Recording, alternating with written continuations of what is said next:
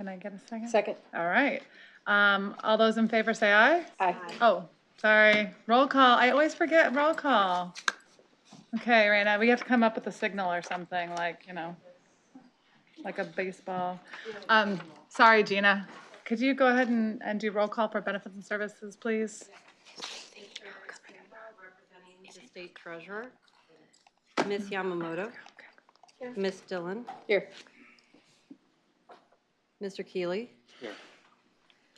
Ms. Gutierrez,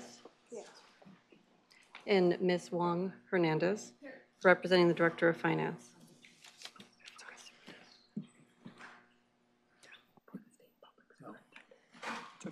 So is that Chairperson Hendricks, you have a quorum? Is that- Sorry, okay. Chairperson. See, I'm playing the role of attorney now. Do you like it? Got it. Okay, great. So we had, can we go with the move and the second of the approval? And we can vote on that. So the committee agenda has been moved and seconded. All those in favor say aye. Aye. Opposed? Abstentions? All right, our committee agenda is approved. And item 2 is the approval of our minutes from our last Benefits and Services Committee meeting on May 11th. I would entertain a motion to approve. Okay. Second. Okay, it's been moved and seconded. All those in favor say aye. Aye. Opposed? Abstentions? All right, Andrew, our minutes have been approved. And so we are going to move on to item 3, which is always a favorite of mine, the presentation of the retirement progress report. Are those available online to our members at this point yet, or They will be after Labor Day weekend. after Labor Day? Okay. So we are in the process of producing those now, and you've got sample reports for both defined benefit and cash balance in front of you, so you can see what those reports will look like. They are default electronic in terms of their availability. However, a number of members have opted in to receive paper. That number is now over 50,000 I was just going to ask, so 50,000 out of over 600,000 because we send them not only to active members but to their beneficiaries. So retirees do not That's get a correct. progress report, correct? So I'm just Right, looking I'm at the sorry, not numbers. beneficiaries, to the That's okay.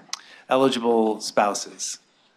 Okay. And if you have further questions, I've got a team member who's got a little bit more specific information than me available. Okay. Let me just, If there are no questions, are there any questions about the retirement report?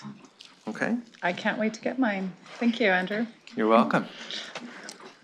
All right, item 4 is the business transformation and change management. Jeff Zimmer, come on up. And Andrew, Yes, tell us about transformation and change. Jeff. Do we have the clicker? The walkie-talkie. Great, okay. Thanks, Andrew. Jeff has a voice suitable for radio, as we like to say. Thank you. Good afternoon. I appreciate the opportunity to speak today. My name is Jeff. I'm the Director of Business Transformation. And today I'd like to provide some background on business transformation and our approach to managing change as it relates to the Pension Solution Project. To this point, as recently as this morning, you've been hearing about budget and schedule and scope and requirements. And Andrew and I thought it would be a good idea to talk about some of the efforts that we're taking outside of the project to help make it successful. And I'm going to edit on the fly. I would not be a good change agent if I could not respond to change and be flexible. So I'll edit on the fly a little bit. And those are the CalSTRS strategic goals. So the business transformation program area most directly supports the business transformation goal. There are more than just our initiatives in that goal, but we mostly support the initiative to implement and integrate a new pension administration system at CalSTRS. Cassandra, Andrew, and Ashish started the business transformation division in August of 2016.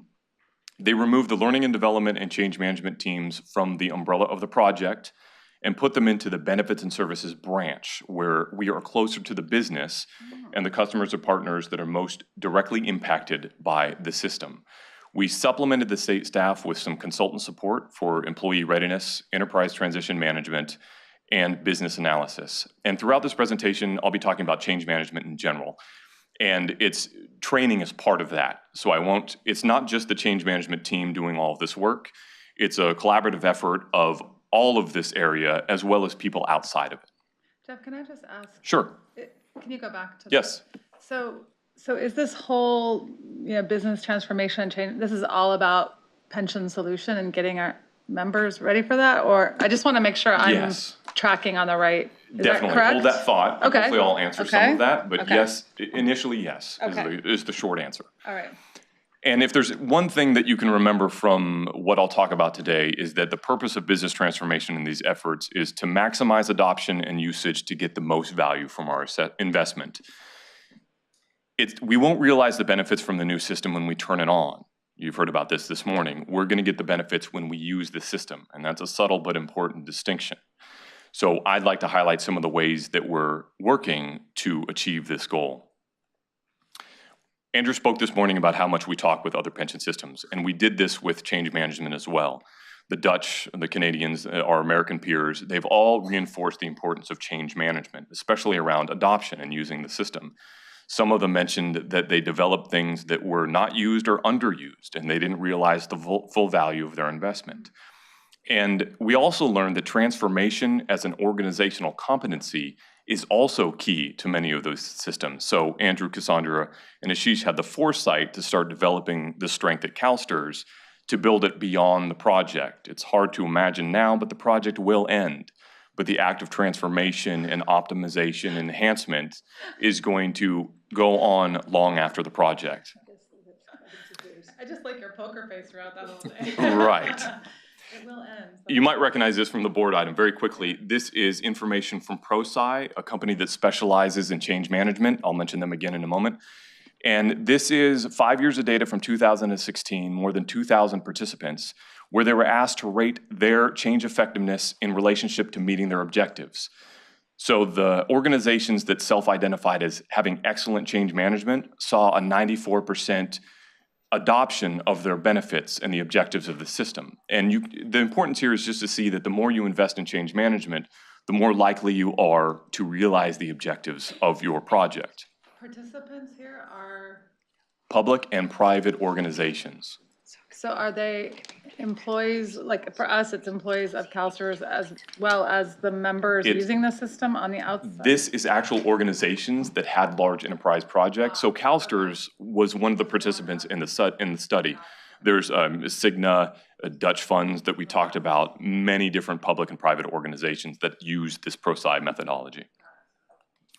So I'd like to mention our objectives. What are we trying to do with this project? We have 4 main drivers that we started to communicate the reasons behind replacing our legacy pension administration system.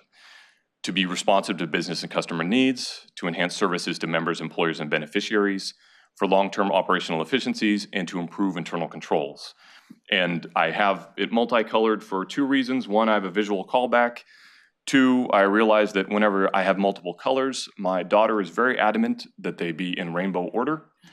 And I could not argue with that. So I only had 4, so I don't go that far. I got to Roy G. I didn't get the Biv, if you'll indulge me. And you might remember that PricewaterhouseCoopers came to the board in February and talked about the board's role in the governance of large implementations. And they also reinforced that organizational change management is a very critical part of a large project like this. They mentioned that we have ProSci ADCAR as a methodology. ProSci was that company that I mentioned before. And they talked about best practices. Include OCM from the beginning of the project. CalSTRS did that. Active and visible sponsorship. Andrew and Ashish have been extremely helpful and supportive about the change. That makes all of the change a lot easier. It would be near impossible if we didn't have sponsors to support this project. And then they mentioned a deep dive on ADCAR, the assessment and readiness, and hold that thought for me, I'll get into that.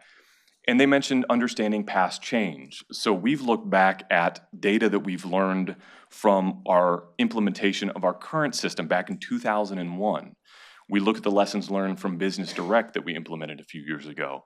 And even as recently as this week, our contact center had a successful implementation of a new telephony system. So we're already looking to steal their ideas and use their good lessons for our change efforts.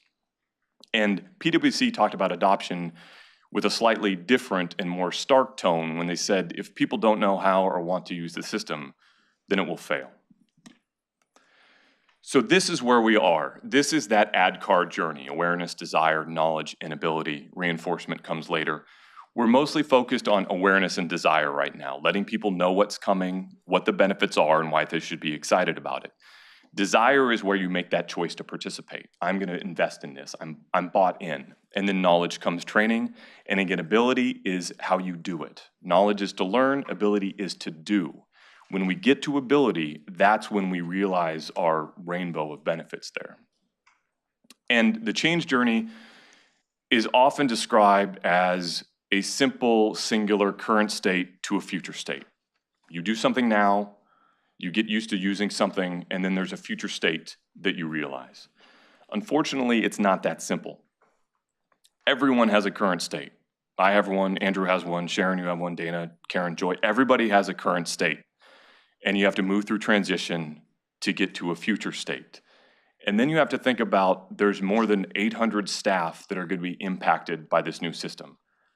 Hundreds of employers, hundreds of thousands of members and beneficiaries, and you start to realize how many future states we're really talking about. And granted, you can kind of group them together. They're not all that individual, but you do have to understand the broad perspective of different states that people have to go through to realize the journey. There's actually a quote from Nelson Mandela that I think describes the situation well, where he says that, and I'll paraphrase, if you speak to someone in a language that she understands, it goes to her mind. If you speak to someone in her language, it goes to her heart. So we're trying to find all of the languages that we need to speak. We need to speak financial services, we need to speak member account services, we need to speak customer service, we need to speak member and beneficiary in order to make the information most meaningful to everyone to get them to that future state. We don't want to lose them along the way, because this is what happens. We have a lot of current states, everyone's comfortable now, we lose some in transition, and then we don't have full participation in the future state.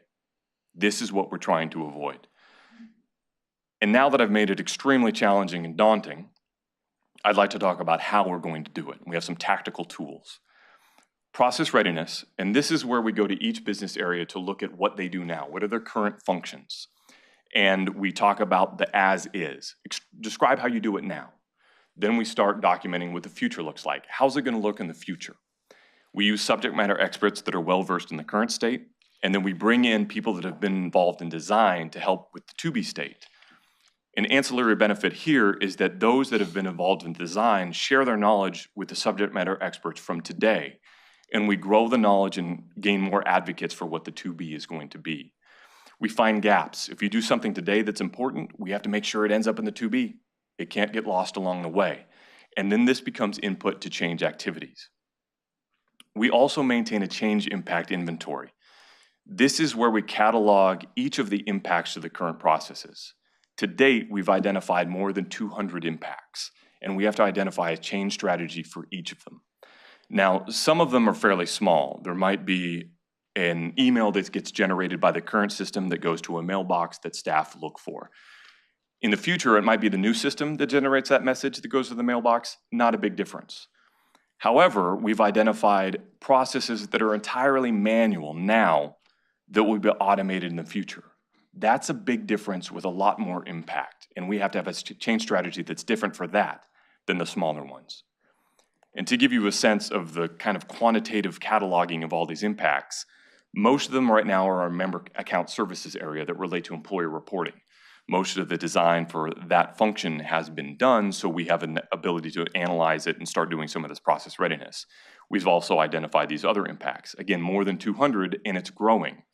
We recently completed a process readiness exercise in service retirement for their application process and identified more than 30 more. If I had to estimate, we're probably 20% of the way done with this process readiness work, and we're up to more than 200 impacts. You can see we're going to be well into the hundreds or thousand impacts. There's a lot to take in. And then finally, we take this information and we do a readiness assessment. We present what we've learned to each business area to give them a checklist of what we think is important for them to do to help navigate this change, to get them to that future state. We do it both for staff and leadership. It's very important for us to get leadership on board and navigate their change journey first, because they need to be very comfortable with the change before they can support their staff. Jeff, when you say Yes. staff and leadership, I guess I'm trying to get a sense of like, I'm assuming certain areas in the building are impacted more. Yes. So how are we, who are the staff and leadership that we're focused on this, or did you? Initially, I mean, benefits and services, obviously. right, there's benefits and services, financial services, even administrative services. Okay. They do a lot of our image scanning when it comes in the door, when it's mailed, they'll be impacted. But then you think about the other areas that are impacted, like human resources. They need to understand if there's duties that change or workforce changes, they need to understand what's coming as well. So sometimes I say everybody but investments. Yeah. I mean, it's a lot of impact, and I'll describe a little bit of how we try and talk to each of them. Okay. So once we hand off the readiness assessment, we feel like we've given the business areas, again, that checklist and a summary of what's coming to help them navigate the change, and we help them through it. So this is a great segue, Sharon, I appreciate the question, because when change happens, our change management team is often the first to know about it, to do a little bit of analysis to see what the impacts are. We can't do it alone, and this is where we involve something we call the Change Champion Network. This is a group of people across the organization in every area, whether they're deeply or lightly impacted, managers and staff. And you may run into one of them in the building in the wild at some point. You can identify them They have like a C on their chest or? by their Change Champion binder and a positive attitude for change. Those two things aren't enough, though, so we've started to develop training for the Change Champions, a multi-module training approach called Doing Change Management. So all that ProSci ADCAR methodology, we're giving them tools because we can't do it all alone. When I talked about speaking the language of change in all the different areas, these are our translators. They're the ones that can take the information, understand the impacts, downplay what's not important, highlight what is, and then make it much more meaningful for the impacted staff that are going to have to deal with the change. So it's a group effort, and I thank all of the change champions that we have in the building to do this work, because it's a lot of work, and they're very critical to getting this change done. But we haven't just provided the training to the change champions. We've actually provided training to sponsors, not just Ashish and Andrew, but a coalition of executives and directors that are our sponsor coalition for change. The third dimension to all of this is that this is not the only change going on in the building, in the organization, and out in the member service centers. There's many other change happening. So we need to make sure that we have a strong backbone of leadership support for all the changes that are going on to, again, build this competency to make us more successful in all the changes that we have. Yeah, go ahead. Karen. Plug in, Karen. Hang on, let me get you. Hang on 1 second. So this means that, Hang on 1 second. Okay, gotcha. okay, so this means that in addition to their normal job, Yes. they sign up to be on a change management team, or do they get selected, or There's actually a process to do this? There's a process to Okay. select. So each area, the leadership or director of each area would identify a change ambassador and a change liaison from a manager and a staff perspective. And they're selected, and there's certain requirements about, being in the business to understand that they have some subject matter expertise. And that's how we collect these change champions and bring them into the network. Okay. So yes, they have a normal job, they got their day job, and then they're helping with the change champions as well. But this is in the normal working hours as well, right? Yes, Okay. yes. Good question. Like teachers, exactly. I don't think change teachers they usually don't like change too much. The teachers. The teachers Yeah, they take on more and more. We do. If you can do it, they'll just give you more, Yeah. so. Right. There's not an endless capacity for the work, though. We're trying to avoid change fatigue and overdoing things. So we're aware of the number of side jobs that people have. We don't want to ask too much, but at the same time, we really need their help, and it's critical. So we do devote a lot of time and training to at least make that job, they can be more confident in doing it. That's the least we can do. This is about timing, what we're most focused on. Right now, it's the soft launch of the employer readiness environment. You heard about this morning, a non-production environment for employers to refine their reporting, and early exposure to system for staff supporting those employers. So you'll see thank you communications for these graphics. The employers and staff are most affected by this. We have a separate employer readiness group that works within member account services that are actively doing assessments and readiness with our employers, going out and asking them where they are, if they need technical changes, getting them information about what's changing from the reporting perspective. They're working on the employers as well. My area is assisting member account services and the internal staff on the training that they'll need in this employer readiness environment to help the employers refine their reporting. This is where we're most focused right now. But we're always focused on this one. This is the big one. This is when we start to actually administer benefits and calculations in the new system. And you'll see this impacts employers again, staff again, our partners, and that's the State Controller's Office, CalPERS. We share information with some health insurance providers when we take deductions for health insurance dues. We have external partners we need to incorporate in our changes as well, and members and beneficiaries. So this is where the large partnership with our communication area comes in, because we need to produce education materials and information to the members about how they're going to be impacted. This is a large change for them as well. So there's a huge partnership with communications here. And then finally, the third rollout, winter 2022 doesn't mean December 2022. It means early 2022, around January. So 6-ish months after, schedule subject to change, 6 months after that second rollout, where we do the member self-service and customer service portions of the project. This is new MyCalSTRS functionality, benefits planning, scheduling, and the internal customer service view for our internal staff to answer questions for our members. This is really huge as well, because a lot of the system benefits that we hope to realize come from member self-service.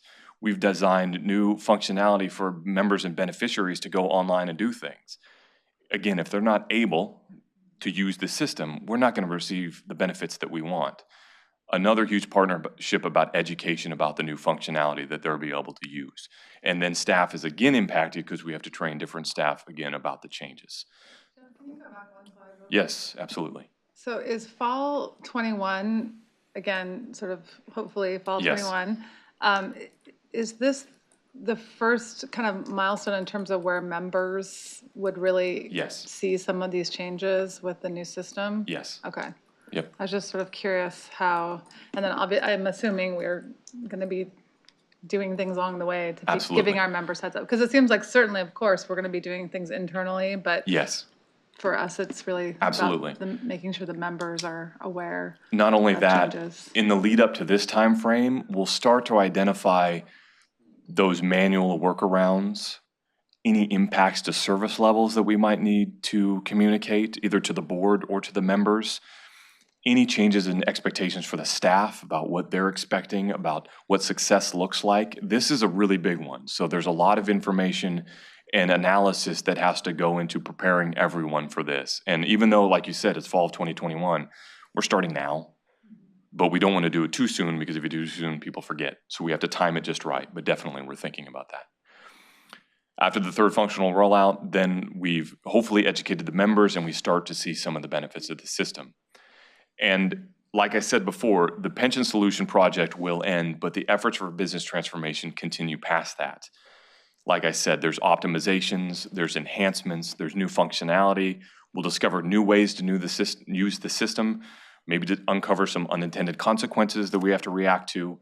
So all of this goes towards a longevity for these transformation efforts, again, that speak back to what we learned from the other pension funds, where the transformation continues beyond the project. But what we learn today and how strong we become will help us be more successful in our own future state. So finally, the reason why we exist, and if there's one thing that you take away, is that all of these efforts that I hope I've given you some insight about are to make sure that we're adequately planning and preparing how we're going to maximize the adoption and usage of the system to get the most value from our investment. It's in parallel with the project. I often say we're not on the project in the business transformation program area. We are project adjacent. So we're very close. We're closely tied. We relate to a lot of the same subject matter experts and team members, but we are here to support the project once it starts happening and to get people ready to actually use the system. Great. Happy to answer any other questions that you have. I don't see anyone in the queue. I have a couple oh, go ahead, Karen. I'll take you, Karen. So, and then I'll go. Andrew, I know that you're involved in pension solutions, and you're involved in this, what are we calling this? The business transformation. So is there a liaison between the two, or is just Ashish and Andrew doing the melding of the two workloads? Well, so business transformation is one of the business areas in benefits and services. Okay, So Jeff and his team are part of the benefits and services structure. The Pension Solution Project is an enterprise effort that Ashish and I are the sponsors of. right. So Jeff works both, he reports to me, but also reports to Ashish and keeps him in the loop in terms of what activities they're engaged in so that, we both are aware. Now, most of the impacted staff in the building are in the benefits and services area, which is part of the strategic reason that we put that business area in benefits and services. Does that answer your question? Kind of, so then, the part of the pension solution project, there's that business direct, that's nothing to So Business this. Direct is our financial reporting Okay, system. okay, Right. okay. And that was implemented, what, Years ago. Right, years ago? okay. and Now Change there's- management was, Yes, and there is going to factor. need to be a number of changes to that system because that's interfaces with the START system. And so when that goes away and we're using Benefit Connect, our new system, we're gonna have to create new interfaces and do some work on the Business Direct system. So Jeff's business transformation area is working both in benefits and services and in financial services to make sure that all of the impacted staff are aware of, as he said, the changes that are coming. Okay, that thank you. makes sense. I think that's a really good clarification though, Karen, it helped me because they're really benefits and services, but obviously these guys are overseeing, the So whole this hand enterprise. definitely knows what this hand is doing, kind of? We try our That's best. our goal. Okay. We talk about that on a daily basis. Yes. Okay, good. I love that. Two quick things. One is I would love maybe at the next Benefits and Services Committee meeting, I'd love to meet some of these what are they called? Change champions? Yeah, change champions. I would like to meet some Speaking change language of our champions. I'm thinking a lot about code switching lately. I'm living in Los Angeles and hanging out with some of our DACA students at my campus and just how many ways that they have to figure out how to talk to their friends and then talk to administrators and then talk to financial aid. And it just made me think a lot about here, like code switching between, I feel that way at CalSTRS anyway. There's definitely a benefits and services vibe. There's the investment world. There's a lot of different languages that we speak internally and cultures. So I would imagine the work you're doing, it's exciting. I love that. I think that's exciting, but it's also challenging because I know because I think I first came on the board when Business Direct was happening, and there were definitely lots of challenges in that I heard about. And I think that figuring out how to speak each other's languages, listening, translating, those skills are really important. So I wish you well in that endeavor. Thank you. I also wanted to comment that the rainbow, I think we should have, how we used to have our vision or our purpose statement behind when we used to have name tags and we had our vision statement. It would help me, since this is such a big, long project, to have those 4, I don't know where we have that, but just to have those in our visual at board meetings to remind ourselves. I thought it was a very cogent and clear way to remember why are we spending all the money we're spending? Why are we going through all the time and even today changing budgets? And it's a long process. And for our staff and in the building who are watching this, I appreciate the patience and the time that you're spending. But I think it helps me to remember this is why we're doing it. We're doing it for teachers to understand things better, for our districts to do a better job, being accurate with data so that our teachers can get accurate pensions. So it would be helpful just to have that. I think that's a really nice kind of little cohesive piece for me to kind of endure and see the end of the tunnel, I think, to remind us of why we're Absolutely. going through all of this. We'd So be thank happy you to- for all your work, Jeff, and You're thank welcome. the And staff. you are on your own change journey too. So we're happy to support you in whatever you need, such as you just said, Yeah. that we can provide something that makes it more real for you. Yep. Absolutely. It's important for you too. It's everybody. Yep. Okay. Thanks. Harry? Jeff? Yes. I thought it was a terrific presentation. Thank you. It's, from my vantage point, from a distance, it sounds like some really exciting, transformative work that you're doing. And, you know, I don't mean to overstate it, but just speaking for myself, I think you used some very, very powerful words in your presentation. I mean, you're quoting Mandela in a Benefits and Services Committee. I mean, that's pretty. That doesn't happen that's- at every board For a meeting, guy let me tell like, ya. for me, that's pretty cool. I think that's really, I mean, I'm dead serious. I thought it was a terrific presentation, and I thought, you know, how can we embrace some of the philosophy and what you're speaking about ourselves? How do we put the mirror up to ourselves, and how are we, as board members, change champions? How open are we to change and evolution? I mean, someone once said, you're either busy living or you're busy dying. So Shawshank I'm all about living. I thought it was a great presentation.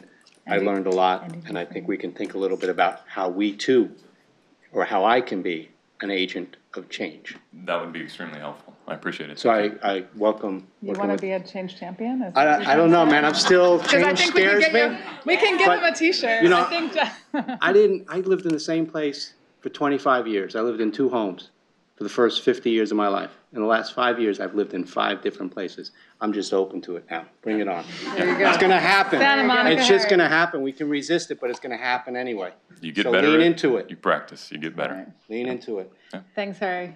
Thank you, Jeff. We're gonna Thank you. move the agenda. Thank you so much. Thank you. All right, Andrew, Executive Officer report. Okay, I just have 4 quick items. So as we talked about earlier on the Benefits and Services Work Plan, I inadvertently left off the SBMA item. You will see that in the September agenda. One other minor modification is that the review of board policy related to interest rates needs to be an action item, not an information item. So you will also see that change in the September agenda. Karen, you had asked about the unclaimed property website that is on track for deployment later this calendar year. So that will go live, and I've got some more information, and I'm happy to share that with you. I know we're pressed for time, so perhaps offline. And then finally, Jeff did mention that we have migrated our new contact center to a platform that is on the cloud as opposed to here in the building. That migration went successfully, and we're going to be deploying some of the change management strategies that they use successfully on our pension solution project. That's it for me. Thanks, Andrew. Great. All right. Gina, information requests. Okay. I think the only, I guess, for the draft agenda for the next meeting, which is item 7, would be, again, would love to have some of the change champions come and just, you know, be nice to kind of see who's, I guess I just don't want it to go to me, that's a really big job. Because it's just, like I said, the code switching to me, that's a lot of, there's some challenges there. We want the best people and recognize them. Yep, yeah. So it'd be great to have some of those folks. Okay. Oops, sorry, wait, let me just. So number 7 is the draft agenda for the next committee meeting. You can take a look at that, and we'll add that, Andrew. And then we've got opportunities for statements from the public. Any statements? Seeing none, we will adjourn Benefits and Services, and 5 minutes? 5 minutes for audits. Yeah. So we'll start audits in 5 minutes at 5:20. Thanks. The one with the time and stuff?